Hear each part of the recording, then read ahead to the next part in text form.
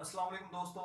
आज हम जिस टॉपिक के ऊपर बात करने जा रहे हैं वो करेक्ट फॉर्म ऑफ वर्ब कि हम कौन सी फॉर्म किस सेंटेंस के अंदर यूज करेंगे। फर्स्ट फॉर्म कहाँ पे आएगी, सेकंड, थर्ड। एक तो हम टेंसेस को सीखते हैं ना, टेंसेस के अकॉर्डिंग हम सीखते हैं। सम टाइम हमें किसी सेंटेंस का जो स्ट्रक्चर है ना उससे आइडिया हो जाता है कि इसमें कौन सा टेंस लगेगा। फॉर एग्जाम्पल आपको एक मैं सेंटेंस लिखता हूँ, ही डैश टू स्कूल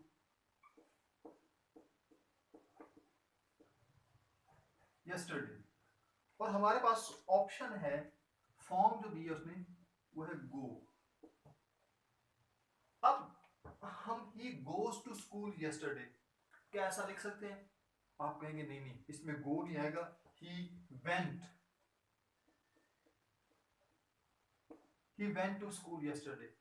अब आपसे पूछा जाए कि इसके पीछे लॉजिक क्या है, कहां से पता चला कि सेकंड फॉर्म लगनी है, पास्ट इंडेफिनिट लगना है, कहां से पता चला? तो आप कहेंगे ये जो यस्टरडे लगा हुआ ना, इसकी वजह से हमें पता चला कि यहां पर हम सेकंड फॉर्म यूज करते हैं। अब इस तरह के जो वर्ड्स होंगे, इन वर्ड्स को हम कहते हैं सिग्नल वर्ड्स। Signal words. अच्छा, कुछ सिग्नल वर्ड्स होंगे, कोई स्ट्रक्चर इस तरह का होगा, कहीं से उसके कॉन्टेक्चुअल मीनिंग हम इस तरह से बता रहे होंगे, तो कंपाउंड वर्ड्स कुछ इस तरह के होंगे जहां से हमें आइडिया हो जाएगा कि यहां पर फर्स्ट फॉर्म लगनी है, सेकंड फॉर्म लगनी है, या फिर थर्ड फॉर्म लगनी है, विल शैल लगना है, कुछ इस तरह से जो भी है आईएनजी की फॉर्म लगनी है। अब इस तरह के जितने भी वर्ड्स होंगे उनको हम कहेंगे सिग्नल वर्ड्स।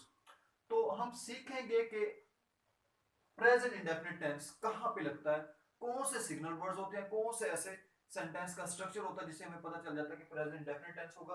और दूसरा हम बेयर इन्फिनेटिव। बेयर इन्फिनेटिव क्या होता है? एक्चुअली इन्फिनेटिव क्या होता है? इन्फिनेटिव होता है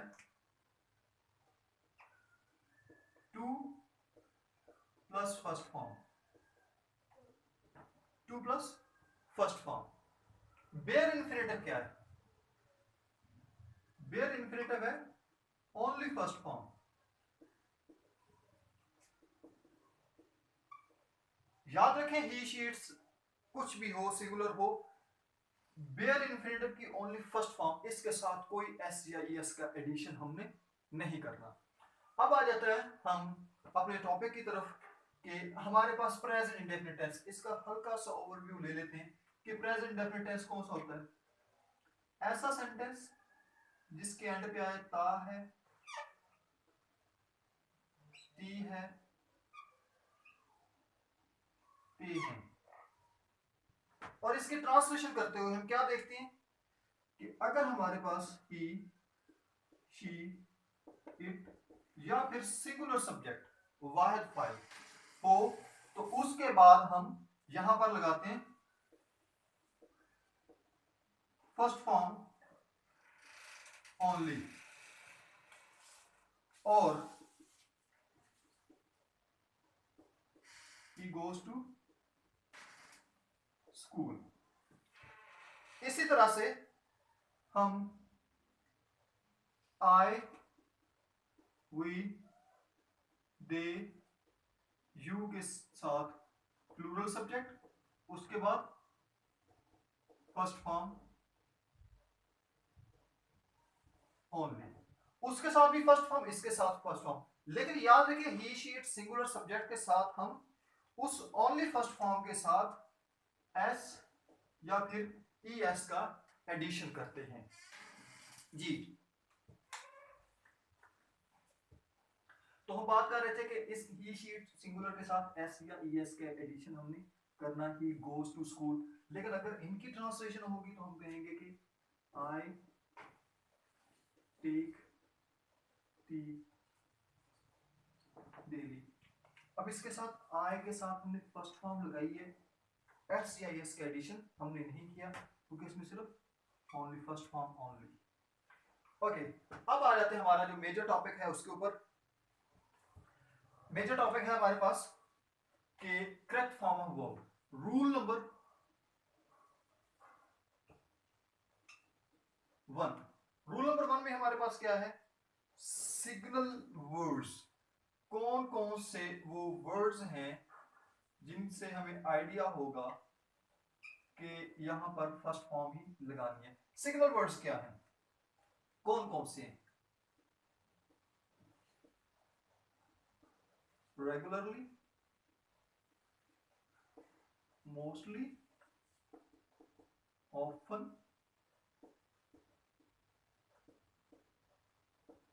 फ्रीक्वेंटली, समटाइम, यूजुअली, सेल्डम,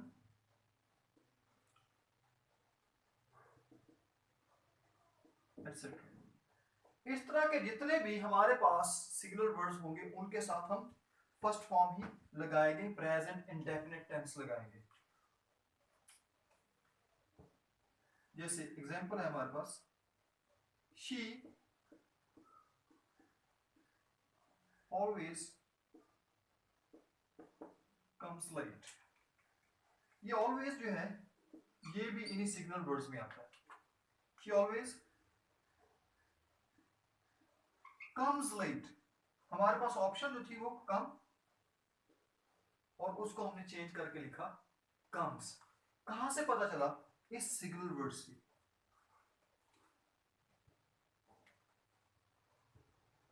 एक और सेंटेंस लिख देते हैं, ही ऑफन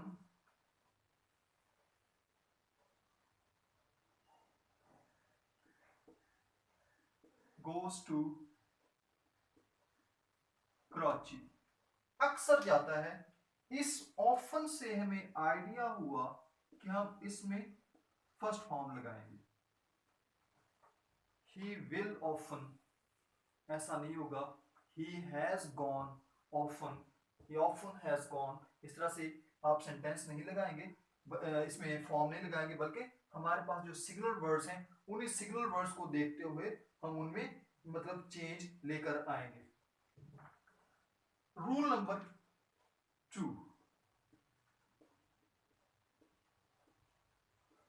रूल नंबर 2 क्या है हमारे पास? रूल नंबर 2 है कि after modal verbs,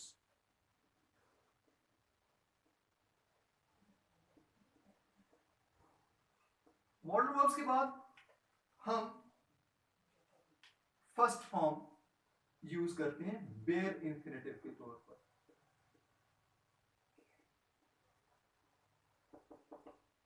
bear infinitive का मतलब होता है कि उसके साथ कोई एस या ई एस हम नहीं लगाएंगे।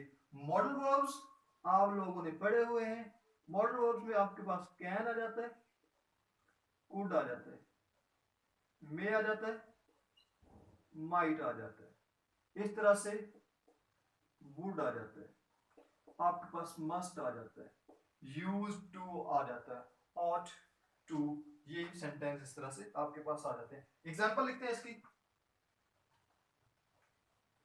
ही मे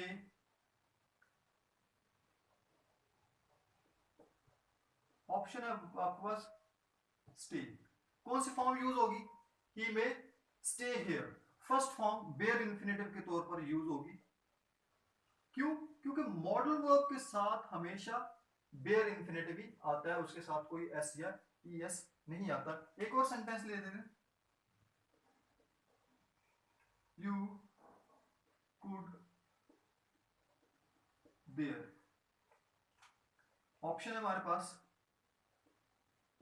गो, यू कुड।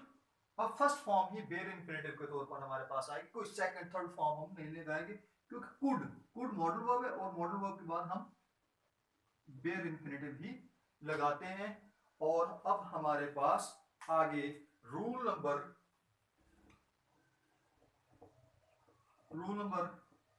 3। अब रूल नंबर 3 में हमारे पास क्या आ जाएगा? रूल नंबर 3 में ऐसे सेंटेंस जिससे ये शो हो रहा हो कि ये उसकी हैबिट है, रूटीन वर्क शो हो रहा हो, रेगुलरिटी शो हो रही हो। For example, my watch dash good time। Option है आपके पास कीप का। कीप, मेरी घड़ी जो है सही वक्त ही बताती है। ये उसकी रूटीन है, उसकी रेगुलरिटी में ये बात शामिल हो जाती है, तो हम यहां पर कीप्स। ये वो रूल्स हैं जिनके बारे में हम बता रहे हैं कि प्रेजेंट इंडेफिनिट टेंस या फिर बेयर इन्फिनिटिव आएगा। यहाँ बेयर इन्फिनिटिव आता था, मैंने आपको बता दिया बेयर इन्फिनिटिव, और बेयर इन्फिनिटिव यहाँ और इस्तेमाल होगा उसका भी बता देंगे कि यहाँ पर हमारा बेयर इन्फिनिटिव जो है वो यूज होगा। जी, अब हम नेक्स्ट रूल की तरफ बढ़ते हैं। नेक्स्ट रूल है हमारे पास रूल नंबर 4। हमारे पास जब भी कोई यूनिवर्सल सेंटेंस हो या फिर कोई ऐसा जनरल फैक्ट हो, साइंटिफिक फैक्ट हो, तो हम प्रेजेंट इंडेफिनिट लगाते हैं, उसमें फर्स्ट फॉर्म का ही यूज करते हैं। तो रूल नंबर 4,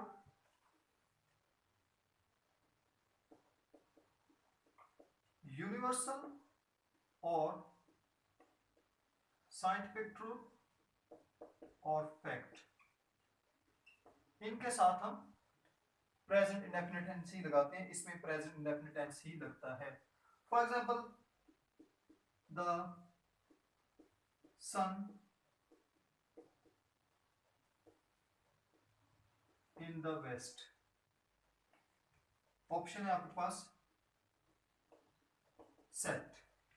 देखिए ये रूटीन को भी शो कर रहा है, ठीक है, एक रियलिटी को शो कर रहा है। तो अब हम यहां पर लगाएंगे the sun sets in the west. आपके पास जो कोड्स होते हैं, यूनिवर्सल ट्रूथ होते हैं, स्टिच इन टाइम,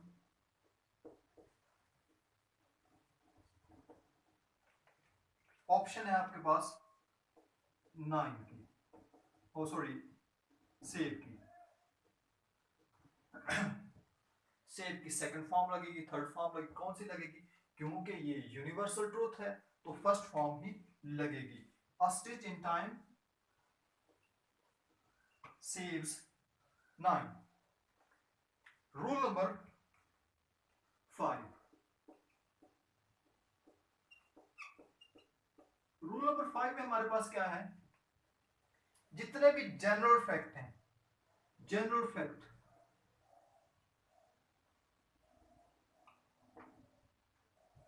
बच्चा जो है दूध के लिए रोता है, ये हमें पता है, चिल्लाता है, ये हमें आइडिया है इसका, और ये जनरल फैक्ट है।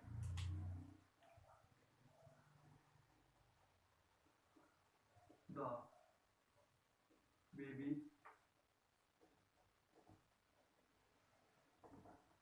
ऑप्शन है आपके पास cry, the baby dash for milk, ये उसकी रूटीन भी है, जनरल फैक्ट भी है। द बेबी, तो क्या आएगा यहाँ पर? क्राइज, क्राइड नहीं लगाया, विल क्राई नहीं लगाया, the baby is crying for milk नहीं लगाया।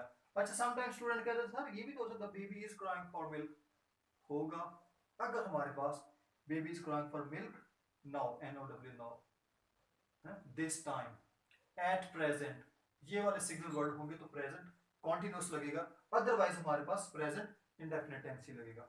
एक और है, बड़ी मशहूर सी बात है, द डॉग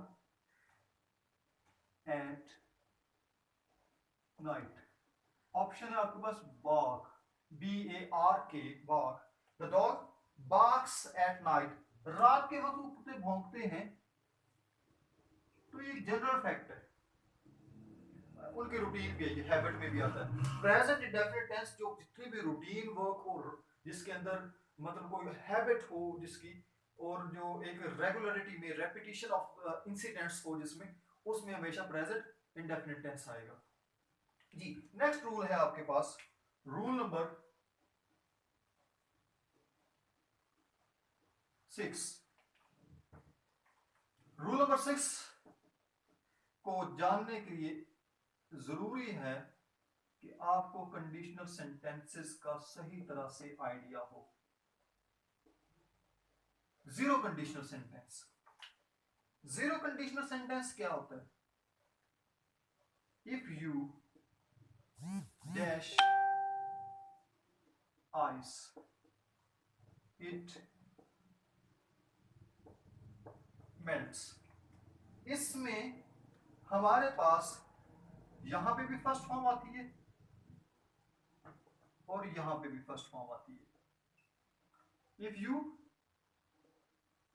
हीट, याद रखिएगा, if you heat ice it melts, ये जीरो कंडीशनल है। अगर हम यहां पे if you heat ice it will melt, it will melt, तो ये हमारे पास फर्स्ट कंडीशनल सेंटेंस आ जाएगा, सेकंड कंडीशनल सेंटेंस होता है, थर्ड कंडीशनल सेंटेंस होता है। ठीक है, अब हमने जीरो कंडीशनल सेंटेंस पढ़ा, हम फर्स्ट कंडीशनल सेंटेंस को ही पढ़ लेते हैं। उसमें भी फर्स्ट फॉर्म ही यूज होती है। रूल नंबर 7, इसमें भी हमारे पास जो फर्स्ट कंडीशनल सेंटेंस होते हैं उसमें भी फर्स्ट फॉर्म यूज होती है, लेकिन किस तरह से?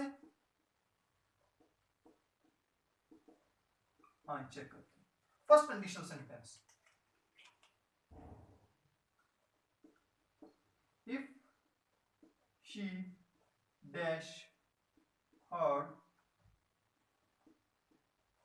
She will get success. Option है हमारे पास वर्ब की। If she dash hard she will get success, will, will modal verb की फर्स्ट फॉर्म है, यहां पे फर्स्ट फॉर्म आएगी। विल से वुड हो जाएगा, यहां पर सेकंड फॉर्म आ जाएगी, उसको हम सेकंड कंडीशनल सेंटेंस कहेंगे।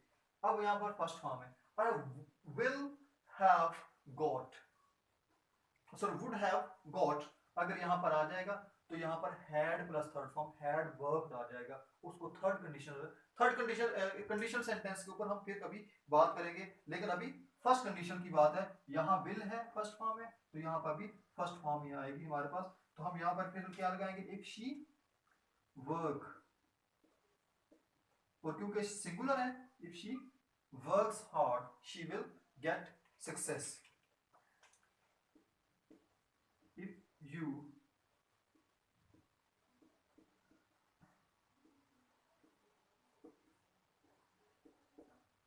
If you dash me I will come, option है आपके पास इनवाइट। इफ यू, ये विल फर्स्ट फॉर्म है, यहां पर भी फर्स्ट फॉर्म आएगी, इफ यू इनवाइट। याद रखिएगा कि आपके पास ये जो विल लगा हुआ ना,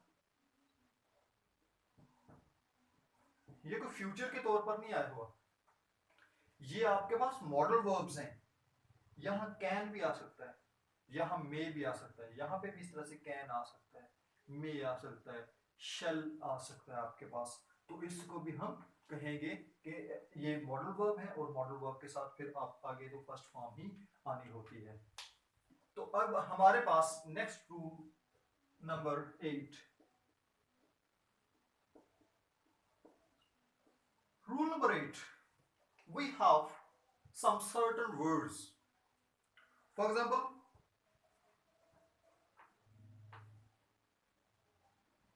bid, let, make. याद रखिएगा कि इनको हम पॉजिटिव वर्ब भी कहते हैं, पॉजिटिव वर्ब। लेकिन ये वर्ब, पॉजिटिव वर्ब सिचुएशन के हिसाब से पॉजिटिव वर्ब कहलाते हैं, वैसे इनको पॉजिटिव वर्ब नहीं कहेंगे। सिचुएशन वो मतलब कोई कॉज क्रिएट करने की होगी तो फिर पॉजिटिव वर्ब कहते हैं। इनके बाद हम बेयर इंफिनिटिव यूज करते हैं। बेयर इंफिनिटिव का मतलब है कि टू प्लस फर्स्ट फॉर्म नहीं होगी, only first form. Only first form का मतलब है कोई एस या ईएस इनके साथ ऐड नहीं होगा, बेशक पीछे सिंगुलर ही क्यों ना हो। सेंटेंस लिखते हैं,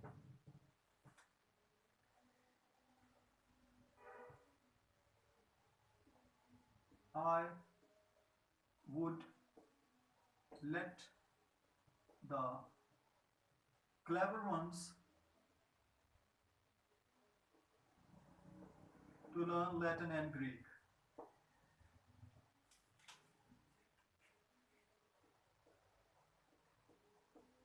मैंने जैसे बोला to learn Latin and Greek, I would let the clever ones, let, हमने कहा लेट जो है ये पॉजिटिव वर्ब है, इसके बाद हमारे पास बेयर इन्फिनेटिव आएगा। लेट के बाद बेयर इन्फिनेटिव, तो फिर टू लर्न नहीं आएगा बल्कि सिर्फ लर्न आएगा, टू लर्न नहीं होगा। इसके सेकंड एग्जांपल लिख लेते हैं जी। He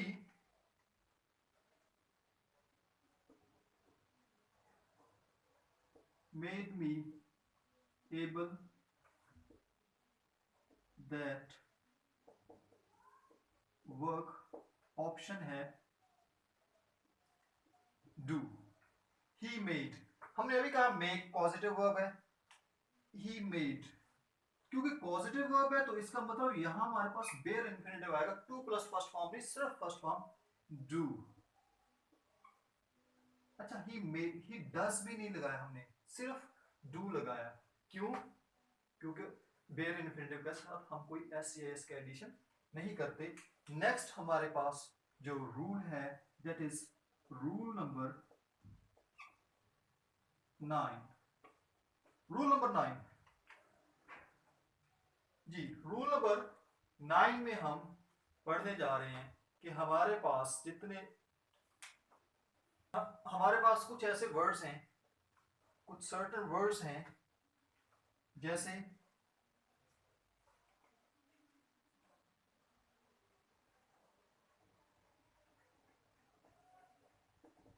had better, would rather, sooner than, rather than, इनके बाद हम बेयर इन्फिनेटिव यूज करते हैं।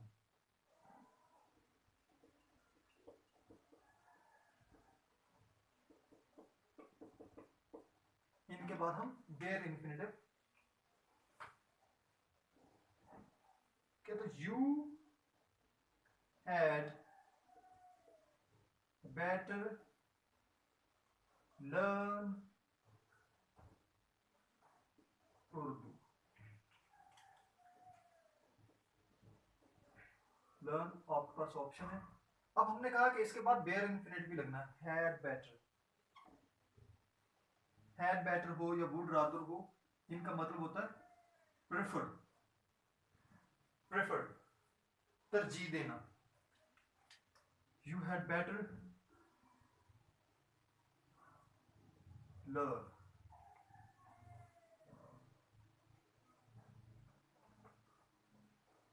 इसी तरह से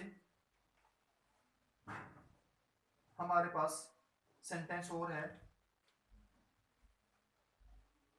दे वुड रादर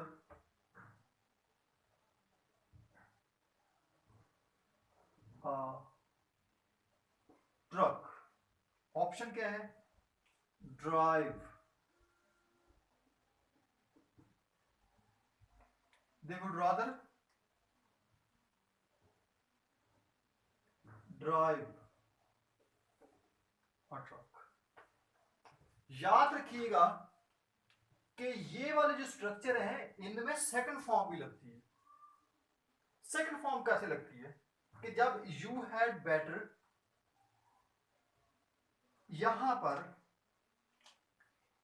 पर एक और सब्जेक्ट आ जाए, दे वुड रादर,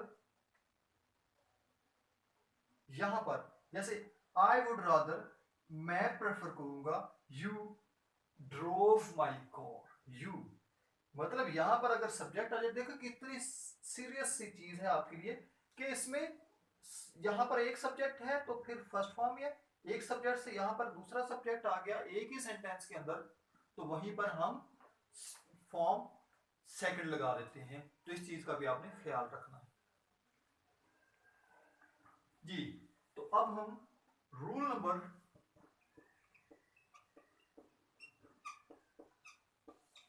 10 पढ़ने जा रहे हैं। रूल नंबर 10 रूल नंबर 10 में हम क्या पढ़ते हैं कि कुछ इस तरह के स्पेसिफिक स्ट्रक्चर्स हैं जिनके बाद हम बेयर इंफिनिटिव यूज करेंगे। It is time, it is suggested, it is recommended, it is necessary, it is important, etc. इस तरह के कुछ स्ट्रक्चर्स होंगे। सेंटेंस लिखते हैं हम, it is necessary, essential, you, it is essential, she मैं इसलिए लिख रहा हूं, एक बात समझाने लगा हूं। she here, ऑप्शन आपके पास stay। अब आप कहेंगे it is necessary she will stay here, मतलब she stayed here etc. ऐसा कुछ सोचेंगे। अगर आप प्रेजेंट डेफिनेट भी सोचेंगे तो आप कहेंगे it is necessary she stays here। हालांकि ये गलत है। हमने कहा है कि इस तरह के जितने भी ये स्ट्रक्चर होंगे, जो कुछ मैंने और बोले, इन सब के बाद हम बेयर इंफिनिटिव यूज करेंगे। बेयर इंफिनिटिव का मतलब है नो एस या एस